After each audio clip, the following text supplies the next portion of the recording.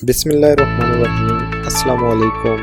A for वैस की तमाम देखने वाले ख़वातीन और हज़रात को मेरी तरफ से खुश आमदीद। दज्जाल यहूदियों की नस्ल से होगा जिसका कद ठगना होगा, दोनों पाँव टेढ़े होंगे, जिस्म पर बालों की भरमार हो, रंग सुर्ख या गंदमी होगा, सर के बाल हबीसों की तरह होंगे, नाक चोंच की तरह होगी, बाई आंख से काना होगा, दाई आंख में अंगूर के बकदरे नाहना होगा। इसके माथे पर क़ाफ अलिफ फे रॉ लिखा होगा जिसे हर मुसलमान बआसानी पढ़ सकेगा। इसकी आंख सोई होगी मगर दिल जागता होगा। वह ईमान और इस्लाह का दावा लेकर उठेगा, लेकिन जैसे ही थोड़े बहुत मुतबईन मुयस्सर होंगे वह नबूवत और फिर खुदाई का दावा करेगा। इसकी सवारी इतनी बड़ी होगी इसके दोनों कानों का दरमियानी फासला ही 40 गज होगा। एक कदम तहद्दे निगाह मुसाफिर को तय कर ले। दज्जाल पक्का जूठा और आला दर्जे का शोबदेबाज हो। इसके पास गल्लों के ढेर और पानी की नहरें होंगी। जमीन में मदफून तमाम खजाने बाहर निकल कर शहद की मक्खियों की मानंद इसके साथ होले होंगी। जो कबीला इसकी खुदाई पर ईमान लाएगा दज्जाल उस पर बारिश बरसाएगा, जिसकी वजह से खाने पीने की चीजें उबल पड़े, दरख्तों पर फल आ जाएंगे। कुछ लोगों से आकर कहेगा कि अगर मैं तुम्हारे माँ बापों को जिंदा कर दूं तो तुम क्या मेरी खुदाई का इकरार करोगे? लोग इस बात में जवाब देंगे। अब दज्जाल के शैतान इन लोगों के माँ बापों की शक्ल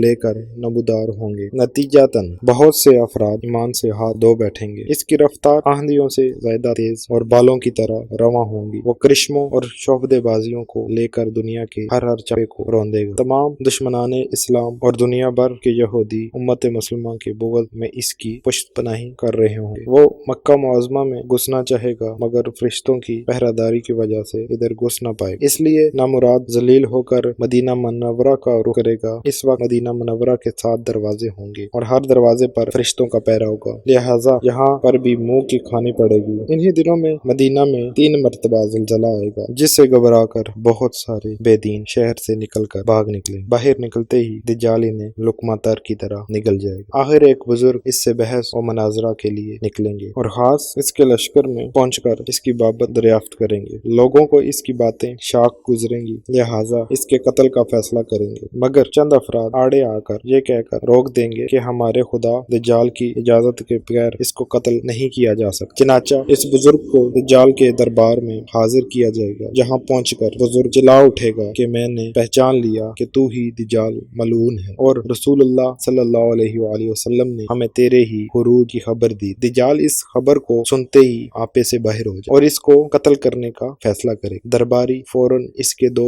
टुकड़े कर देंगे। दज्जाल अपनी हवारियों से कहेगा कि अब अगर मैं इसको दोबारा जिंदा कर दूं तो क्या तुमको मेरी खुदाई का पुख्ता यकीन हो जाएगा? ये दज्जाली ग्रुप कहेगा कि हम तो पहले ही से आपको खुदा मानते आ रहे हैं, अलबत्ता इस मौजज़े से हमारे यकीन में और इजाफा हो जाएगा। दज्जाल इस बुजुर्ग के दोनों टुकड़ों को इकट्ठा करके जिंदा करने की कोशिश करेगा। इधर वो बुजुर्ग बजा हुक्म इलाही खड़े हो जाएंगे और कहेंगे अब तो मुझे और ज्यादा यकीन आ गया, तू ही दज्जाल मलून है। वो जन जला कर दोबारा इन्हें ज़िबा करना चाहेगा, लेकिन अब इसकी कुदरत सलब कर ली जाएगी। दज्जाल शर्मिंदा होकर इन्हें अपनी जहन्नम में झोंक दे, लिहाजा ये आग उनके लिए ठंडी और गुलजार बन जाएगी। इसके बाद वो शाम का रुख करेगा, लेकिन दमिश्क पहुंचने से पहले ही हजरत मेहदी अलैहिस्सलाम वहां आ चुके होंगे। दज्जाल दुनिया में सिर्फ 40 दिन रहे। एक दिन 1 साल, दूसरा 1 महीना और तीसरा 1 हफ्ते के बराबर होगा। बकिया मामूल के मुताबिक होंगे। इमाम मेहदी अलैहिस्सलाम दमिश्क पहुंचते ही